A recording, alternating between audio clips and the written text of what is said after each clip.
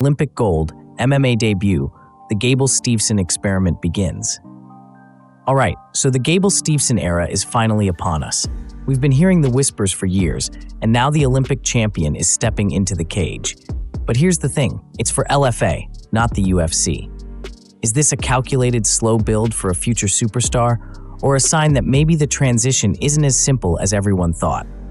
September 12th suddenly becomes a very interesting date on the calendar. Paddy Pimblett's puzzling rankings leap. Okay, can someone please make this make sense? Paddy Pimblett, without fighting a top contender, somehow vaults 2 spots to number 7. Look, the kid is a star. No one's denying the charisma. But rankings are supposed to be about merit, right? You have to ask yourself, what message does this send to the rest of the lightweight sharks who are actually fighting the toughest guys in the world? Tsarukyan eyes the baddie payday. So Arman Tsarukyan, one of the most feared guys at 155, gets a list of potential opponents that includes killers like Gaethje and Hooker, and he says he wants Paddy Pimblett. Let's be honest, we all know what this is. It's the money fight, the clout fight. Can you blame him? No. But it's a fascinating choice for a guy who is right on the cusp of a title shot. Ну смотри, он хочет вернуться в январе-феврале, а я уже давно не дрался, и я думаю, что мне нужно будет подраться в октябре-ноябре. И я разговаривал с боссами вчера. Они сказали, что, может быть, организуют бой с кем-нибудь. В Абу-Даби? В Абу-Даби, либо в Катаре. Блин, вот это очень круто было бы. Либо в Катаре. В Катаре хотят турнир? Да, в Катаре турнир хотят. Может быть, Гейджи, может быть, Хукер, может быть, О. Падди. Слушай, а ты кого сам бы предпочел бы из этого списка? Падди. Падди?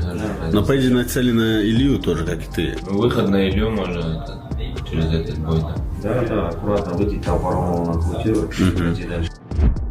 The Khamzat effect has middleweights spooked. You see this kind of stuff online, and you have to chuckle, but there's a kernel of truth to it, isn't there? The fan video about middleweights needing to change their training to the hugging style is funny, yes.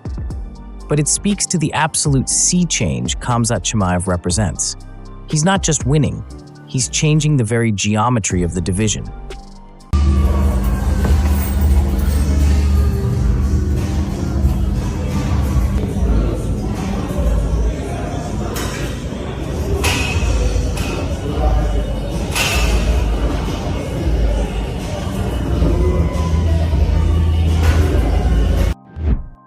The champion's controversial homecoming. Look at these scenes. Khamzat Chimaev, new middleweight king, lands in Chechnya not just as a champion, but as a returning hero, flanked by a massive entourage and greeted by Ramzan Kadyrov.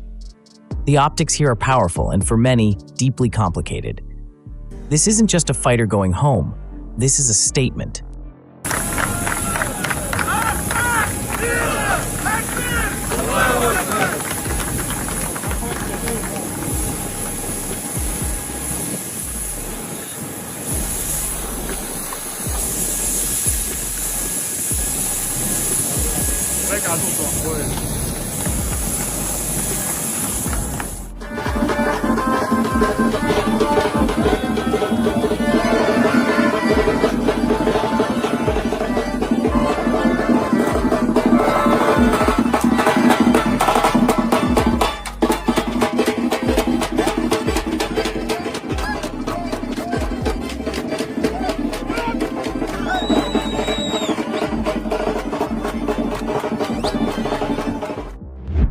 To the victor go the spoils, and the Maybach, a brand new Mercedes Maybach. That's the gift Khamzat Chimaev received from Ramzan Kadyrov for winning the title. It puts the UFC's $50,000 bonuses into perspective, doesn't it? This goes way beyond a fighter-fan relationship. It's a level of patronage and reward that is simply on another planet compared to what we see elsewhere in the sport.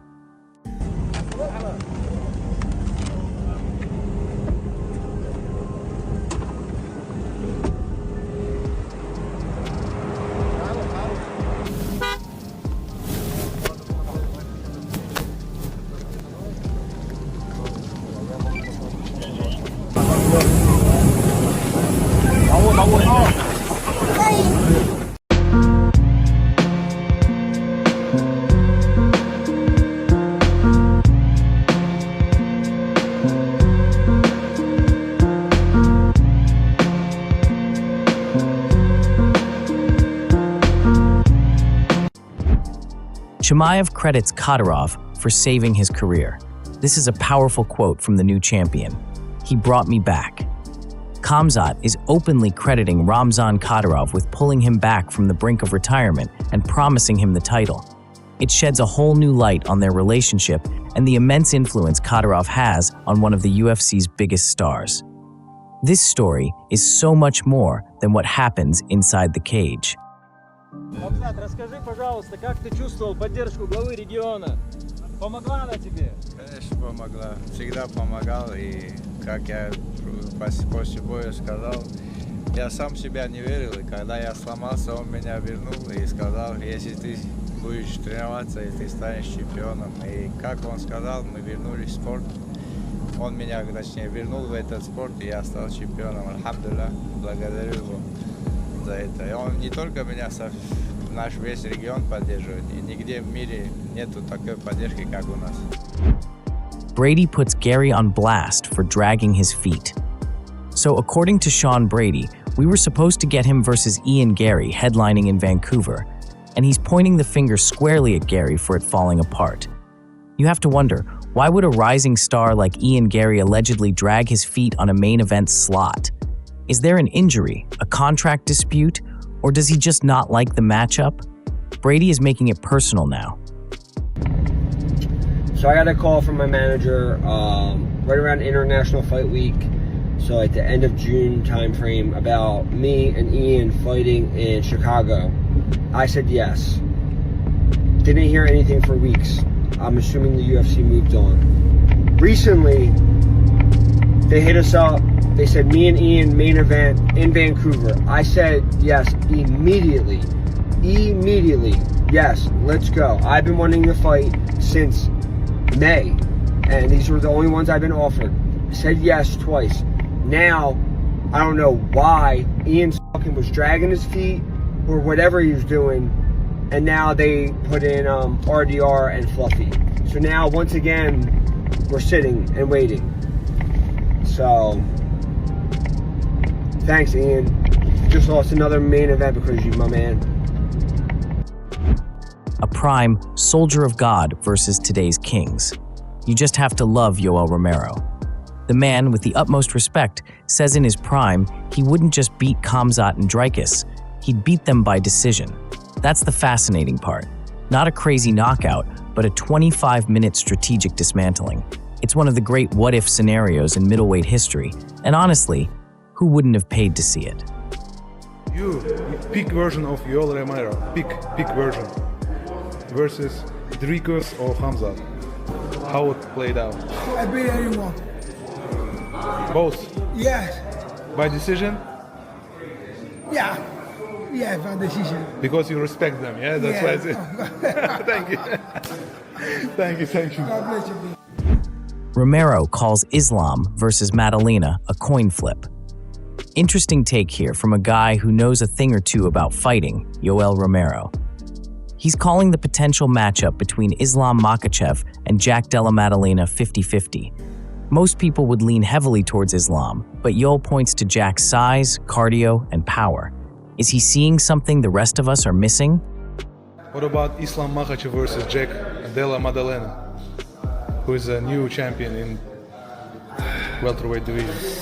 It's hard because Maddalena have a very good cardio, very good puncher. Yeah. He's not bad wrestler too. It's a 50-50. 50-50, but Jack has not that high takedown defense. You know, but punch it. He have a very hard punches. And he will be more powerful than Islam, right? Or that's it. Exactly. Because of the weight difference, right? Yes. Or Islam is too big for... No. That guy, Maddalena, is big for 170. He's big. The unseen work of a champion. Forget the fights for a second and look at this. This is the kind of raw, unfiltered intensity that makes Khamzat Chimaev who he is.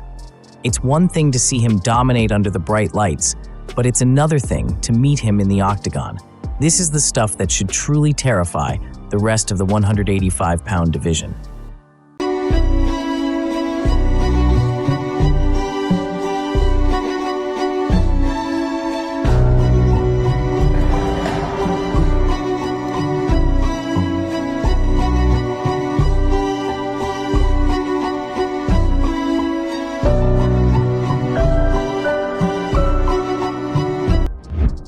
Aljo's 5-round, 3-round pay problem. And here's a grievance that you hear time and time again. Aljamain Sterling is booked for a 5-round non-title main event against Brian Ortega, and he's not happy about the pay. It's a legitimate question. More rounds, a longer training camp, more risk? Shouldn't that equal more money? The fighters are getting smarter about the business, folks. I wanted to ask you, because there seems to be some confusion in the Twitterverse in regards to this fight. This is a 5-round co-main event, correct? Yeah, I don't know why it's 5 rounds. I don't know if Brian Ortega is the one who asked for 5 rounds, but like 5-round main events, if you're not the champion, you get an extra pay incentive. So I'm kind of annoyed because we're not getting extra pay for 5 rounds. I'm like, did he want to fight 5 rounds for no extra money? Like, this is, I think it's kind of stupid. Like, what are we getting out of this? We're not getting a trophy at the end of this, so why are we fighting 5 rounds? This is 10 extra minutes of training, 10 extra minutes of fighting. I don't know. I legitimately do not know. We got the same manager, so I don't want 5 rounds. 5 rounds, like, who wants to do 5 rounds? Who wants to fight more for the same pay rate that they're gonna get? It doesn't make any sense. Why did you find out it was 5? In the beginning of the contract, and I was just like, for what? I thought potentially we might be moved to the main event, and then that hasn't happened. So here we are. I'm like, well, hey, Mr. Manager, can we get a little extra money for this? I'm like, I've been asking for weeks. I'm like, because this is, I mean, the fight's gonna happen regardless, right? But it just would be nice to be compensated to do the extra. This is outside of the ordinary scope. So it's like, well, no co-main event is 5 rounds unless they're getting paid. You know, so I don't know. It's a little weird. I am a little annoyed by that. I know some people are gonna take that headline and clip it, and I'll just frustrated with the UFC. It's not even that. Make it make sense. I train hard, you know. I got a big wedding coming up. Hunter knows about it. So, dude, a little extra bonus would be nice. It'd be nice for both of us, both of our families. Belal Muhammad.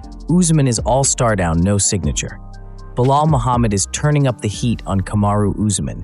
He's painting a picture of a guy who is all intensity and tough looks until the contract is actually in front of him. According to Belal, when it's time to sign, Usman goes quiet. It's a classic call-out, questioning the former champion's willingness to actually step in there with him. We saw Kamaru, the guy with the toughest stare down. When you tell him sign the contract, he's very quiet. Brother, we don't need a stare. If you want to go, all you got to do is sign the contract. You know the date. We don't need to talk. We can talk in the cage. The most awkward interview in DWCS history. Did you see this last night? I mean, my goodness. The post-fight interview on the Contender series felt like it was ripped straight out of a comedy sketch. You can't write this stuff. It was so cringy, so awkward, and so unintentionally hilarious that you have to wonder what was going through this guy's head. His partner, Dana White, have decided to get rid of this unentertaining heavyweight division. And instead, we're gonna create the Incredible Hulk division. But my opponents won't be these lazy, boring heavyweights. My opponents will be sex traffickers, pedophiles, rapists. Hell, you can even throw the transgenders in there. Line them all up, and one by one, I give them a good old American beatdown inside the octagon to show the world that there's consequences for these types of behaviors in America. DC, McGregor is fighting for relevancy, not comebacks. Daniel Cormier just put into words what a lot of us have been thinking. Is McGregor really talking about a comeback, or is he just talking to stay in the news? DC thinks it's the latter. He's using the idea of a fight to maintain his celebrity status without actually having to go through the grind. It's a tough but fair critique. Conor says he wants to fight all the time. And everybody they jump to it. But it's like, he wants to stay relevant. Right. He wants to stay in the news. He wants the notoriety of being Conor McGregor without having to be Conor McGregor. Right. And that kind of sucks because when he was the man, I bet you tapped in. Oh, I bet you tapped into the UFC more than ever. Because he could sell a fight. He could sell a fight. a rare glimpse of the champ at rest. It's not often you see Islam Makhachev just relaxing. Here he is, away from the mats and the grueling training, just playing a racing game. It's a little reminder that behind the stoic, dominant champion is a regular guy. But you can bet that competitive fire is burning just as hot, even with a controller in his hand.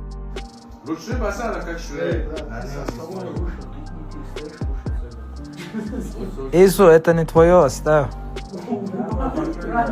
А? Ты свои очи видел, да? Да. Ису, дай нам поиграть, брат. Я уже доехал туда, брат. Там все машины есть, которые реально... Ghost of AKA, could Chimaev out-wrestle a prime Khabib? All right, let's talk about the ultimate what-if, the ghost that haunts every dominant wrestler's career.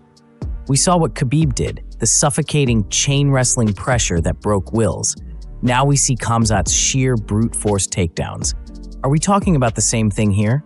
It's power versus technique, mauling versus mastery. A fascinating question with an answer we'll sadly never get.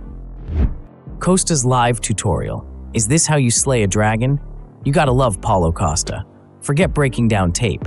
He's giving live demonstrations online. Is this the secret key, the blueprint that has eluded everyone else? Or is this just peak Borrachinha performance art, trying to get inside the head of the most intimidating man in the division? Either way, you can't look away. I will show you. Okay. I will. Once he shot on my legs, because he's gonna shoot in the very first seconds on the fight. I know that. I'm gonna block his head over here, right here, and knees, back, knees. Yes, yes. I'm gonna move my legs. Yes, back. Look at this. This is incredible. Yes, yes. On his head, his ugly head. I'm gonna do that and move back, dun, and the fight gonna keep him on the feet, and he gonna get exhausted. We're gonna move for the second. He gonna try again. But then he gonna be slowly, a little bit slowly. Tired. Then tired. Yes. Not so fast. Yes. Like in the very first. I gonna start to hit him on his head and the body. Look at that, look at that, look at that speed. Levels. Yes, oh, teeth. Yes, right to the stomach, to the chest. Horrible, horrible for fight. Who's gonna want to shoot you? You know, he will never know because he knew I have knees for him. I have tips. And then, look, big guy, even he put me down, man, he will not keep me dead. Yeah. I will get up as soon as my butt hit the ground. Costa claims Chimaev's dominance is horrible for MMA. So Paulo Costa is saying what some fans are quietly thinking. Is a one-sided 25-minute grappling clinic bad for business? The purists will call it a masterclass, but Costa's asking a legitimate question. Does the casual fan, the one who pays the bills, want to watch a man get held down for 5 rounds? It's the age-old entertainment versus sport debate, and Costa just threw a grenade right in the middle of it. This is a show, this is entertainer.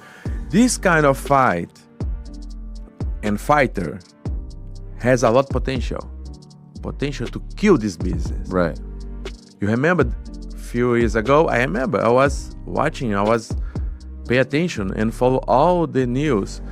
Then I was pissed off against Russians and Dagestan guys. Say, these guys are killing my business. You remember that? Yes. They come here, they hug for 25 minutes, and nobody want to see this. But this surprised me also because in the conference after fight, Dana White was, okay, he did amazing. No, he didn't amazing, Dana White. He did horrible. This is horrible for the watchers. This is not good. I know you make a deal with Paramount, in CBS, but people are gonna watch another show, something else, Saturday Night Live, I don't know. I'm gonna watch. I will not watch these guys hugging each other for 25 minutes. Adesanya's 10-second roller coaster, the hope and the sigh. That look on Israel Adesanya's face says it all, doesn't it? For 10 seconds, he's a fan just like the rest of us, hoping for a competitive, legendary fight. And then, the first takedown lands, and the reality of the situation just washes over him. That sigh is the sound of the entire division realizing the problem in front of them just got a whole lot bigger. Oh, let's go! Let's go, energy! Energy! Go, brah! Ah, let's go! I like his stance as well. Khamzat's stance is cool as well. Yeah!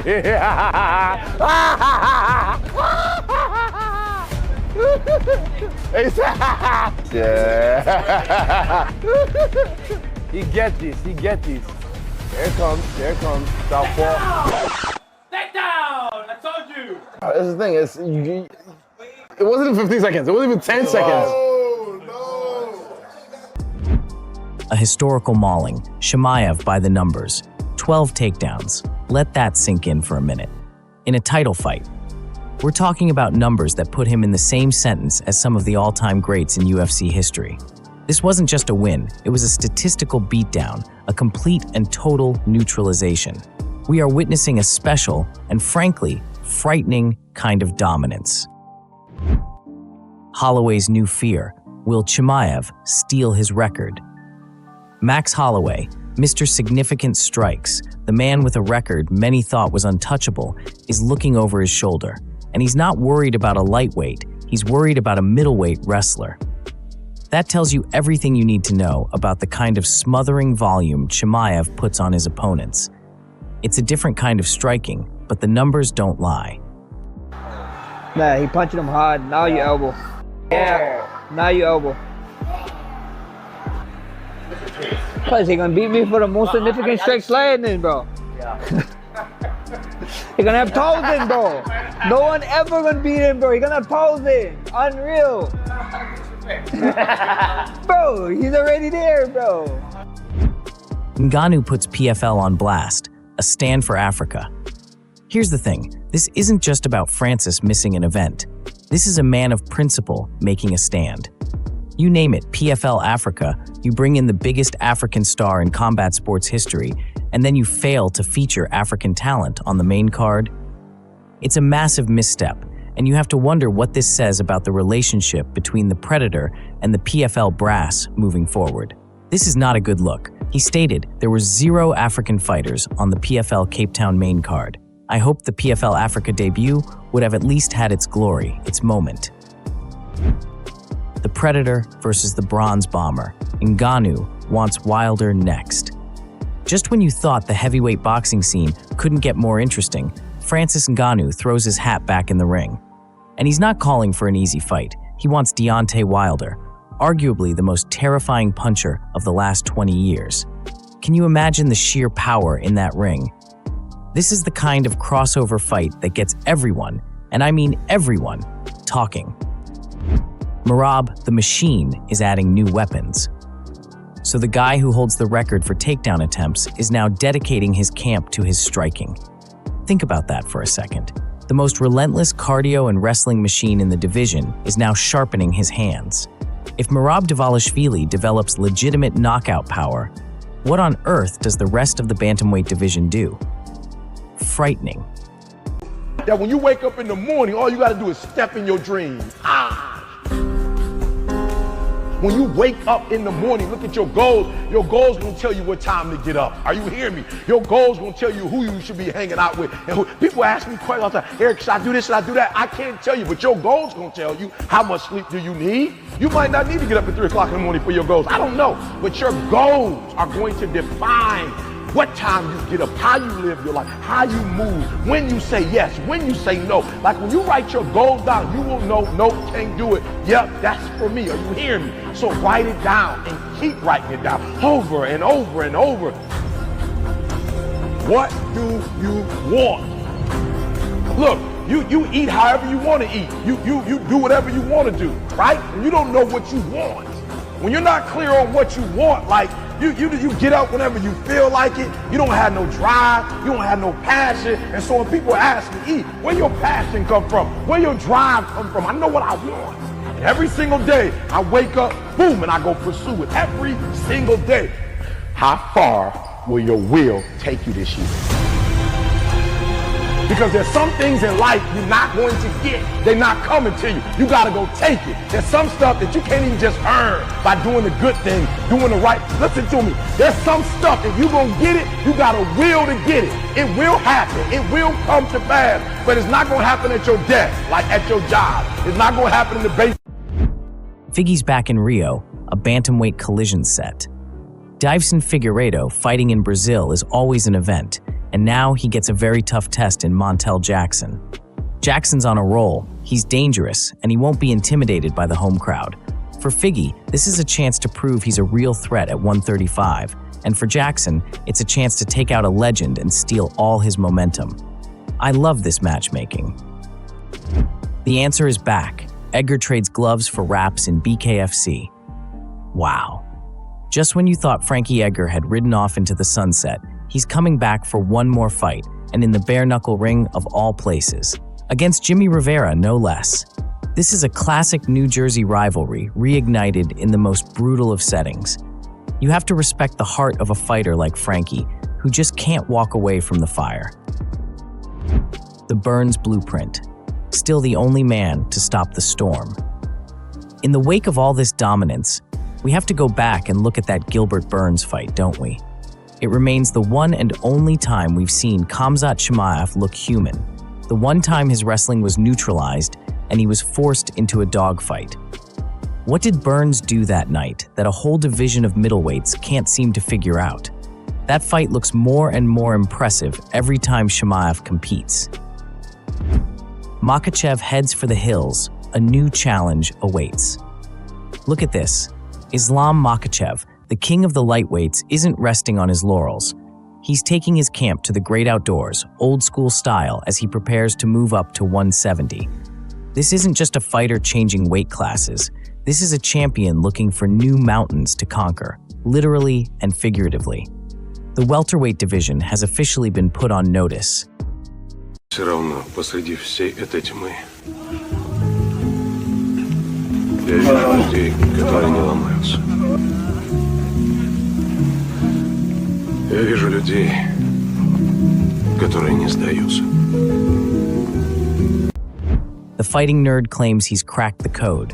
Everyone is searching for an answer to the Khamzat puzzle, and now Caio Borralho is raising his hand, saying he's got the cheat codes.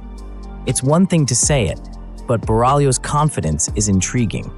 He believes his unique style and grappling mind is the kryptonite. Bold words. Now the question is, will he get a chance to prove it? We see 529 total strikes landed, 21 minutes of ground control, but you see a lot of fans out there calling it boring, not exciting. What did you think?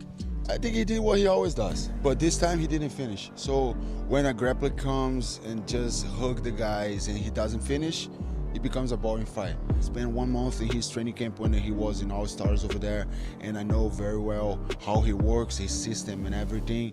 And I think I have advantage between all the middleweight fighters. I think I'm the one that have advantage to beat him, because I know what exactly he's doing, what exactly is his system and all these steps that he needs to go through and how to deny these steps.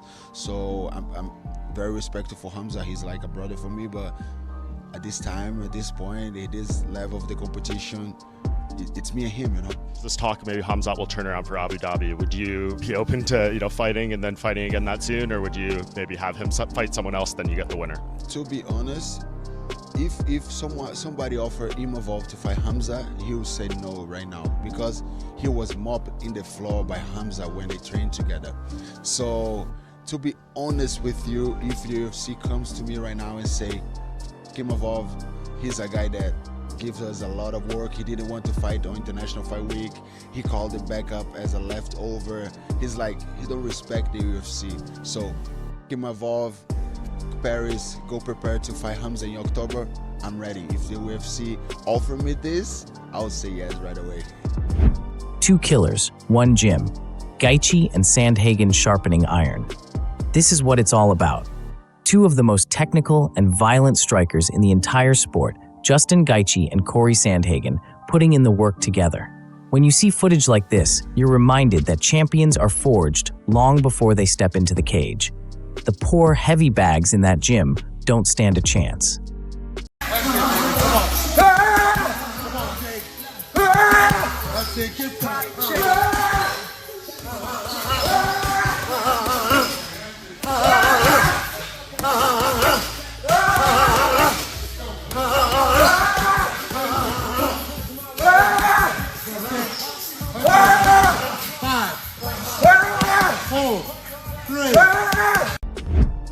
The New World Order at 185, Chimaev's reign begins. And there it is, Khamzat Chimaev, sitting atop the middleweight throne. The rankings are updated, and the whole landscape of the division has shifted under the weight of one dominant performance. Now, the question isn't who's next for the champ, but who on this list has any real chance. A new era has begun. The moment Du Plessis knew it was over, you can just tell, can't you? That feeling, that look in a fighter's eyes when it all just clicks and they know the night is done. We saw it on Dricus's face as he stared across the cage at Khamzat Chimaev. One guy looked absolutely terrifying, like a wolf ready to pounce. The other looked like a man who just saw a ghost, a man who knew he was about to get ragdolled for the next 25 minutes. It was over before it even began. Khamzat Chimaev wants the pound-for-pound crown. Well, look at him. This man, this wild man from Chechnya, isn't even content with one belt. He's already looking at the whole sport saying, "I'm the best, period." He told the world that the pound-for-pound list is his, and he's not asking for permission. This is the kind of talk that gets people tuning in, the kind of swagger that makes a superstar. He's coming for everyone, and he doesn't care what your ranking says. And Khamzat, you are now the world champion, but you are the undefeated world champion, and we only have one other under contract, which is Ilia Topuria. So if I was to look to the pound-for-pound list, is that a list that matters to you, and where would you put yourself? I don't know. I don't care who does that things, so for sure it has to be number one. Du Plessis, the one man to take down Khamzat. It's a bizarre footnote in the history books, isn't it? Of all the elite grapplers, of all the monsters this guy has faced, it was Du Plessis, the guy who was just absolutely manhandled for 5 rounds, who managed to get him on his back. For a brief moment, Dricus did what no one else could. It's a testament to his grit, even in a fight where he was so completely dominated. Daniel Cormier on the scary aftermath of Aaron Pico's KO. This is the part of the sport we don't like to talk about. The lights go out, the crowd goes wild, and everyone moves on. But what happens backstage? Daniel Cormier painted a terrifying picture of Aaron Pico after his knockout loss. Clenched jaw, a mouthpiece that wouldn't come out. These are the details that remind us how dangerous this is, how much these guys put on the line every single time they step into that cage. It's a sobering reality check. I'm a wrestler, so I've known Aaron Pico since he was a little boy. That was a bad knockout. His teeth were clenched together, they couldn't get the mouth guard out. That's very concerning for Aaron Pico. He's been knocked out now multiple times, and when he's gotten knocked out really bad. So, a little concern on the Pico side. But hats off to Lerone Murphy for coming through in his biggest spot ever. Khamzat Chimaev on why he talks about money. We hear it all the time from fighters. "I'm here for the money, baby." But with Khamzat, it's different, isn't it? He's not just talking about buying a fancy car or a big house. He says it's about helping others, about using his platform and his success to lift up the people around him. It's a side of him we don't always see, a deeper motivation than just the spotlight. Maybe he's not just a gangster after all.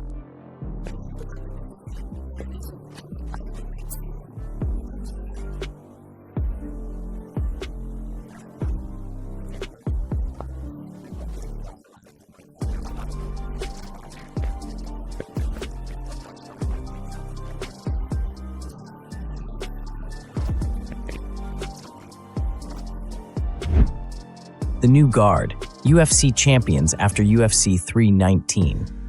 The landscape has changed, ladies and gentlemen. A new king has been crowned, and with that, the entire hierarchy of the UFC has been shifted. The list of champions just got a new name on it, and it's a name that has sent a ripple through multiple divisions. Who's next to challenge him? And what does this mean for everyone else with gold around their waist? This is the new era. Nate Diaz versus Khamzat Chimaev, the fight that would have broken the sport. Remember that insanity? The circus that was UFC 279? It was a disaster waiting to happen, a powder keg of pure chaos, and we all knew it. Fans are saying that if that fight had actually gone down, the mayhem would have been so immense that they would have had to ban MMA forever. A lot of people are saying that. What do you think? Were we on the verge of the fight that was too crazy to happen? Dricus Du Plessis is taking his loss in stride. You gotta give it to the guy. You just got mauled on the biggest stage of your life, completely dominated, and yet there's Dricus, smiling, living his best life, and enjoying the fruits of his labor. This is the mark of a true sportsman, a guy who can take a defeat with a smile and get right back to enjoying his life outside the cage. A lot of guys could learn from that kind of attitude.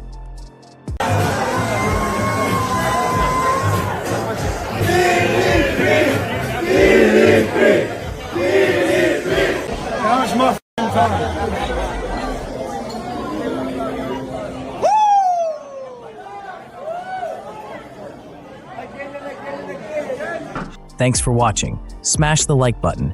Don't forget to subscribe.